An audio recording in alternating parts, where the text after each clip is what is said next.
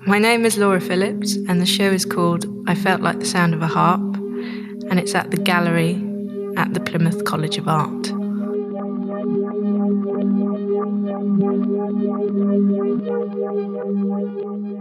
So the core impetus for this project was the Pneumatic Institute, the building in which the exhibition is inspired by, and there's a latent complexity to the presence in that site which has instigated a lot of the research in this project.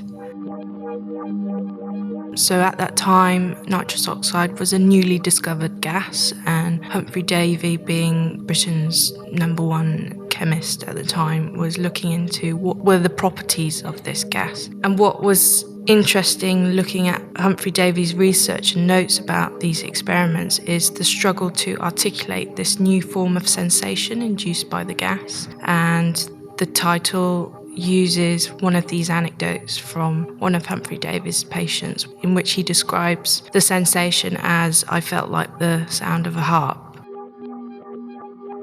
So there's three kind of narratives going on within the work. At the time, really exciting, innovative, pioneering research that Humphrey Davy was doing in this space.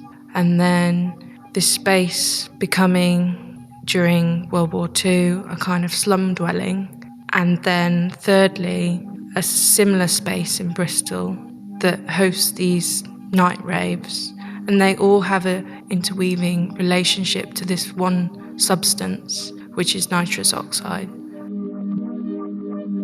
So there's a series of 10 banner works that frame the video work in the exhibition. And they also use a similar process that I've used in making the 16mm film work. So the banners are made using quite tactile and layered printing processes, often using cyanotype, which is a photochemical process, screen printing, as well as dyeing. For me, the banners work architecturally around the gallery space to help frame the video work, but also act as a way of orchestrating the movement of the viewers in the gallery.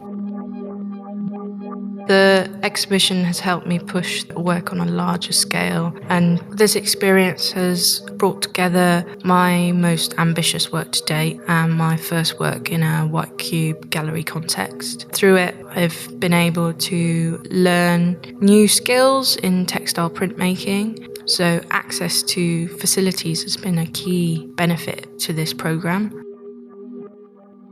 So I have a adjunct practice which is with a group of musicians called Viridian. I normally play the waterphone as well as doing sound responsive visuals to what the band are playing. Our genre tends to be in the format of improvisation. There's something to be said about creating a language between one another outside of a sort of vocalized language that reflects these elements of resonance, dissonance, tone and rhythm that I like to draw upon in filmmaking, but also in live performances. The visuals in the performance are sound responsive images of digital works that I've made, and there's a feedback between the images that I created and then the musicians listening to those images, making sounds, and then those sounds being manipulated, creating the images again.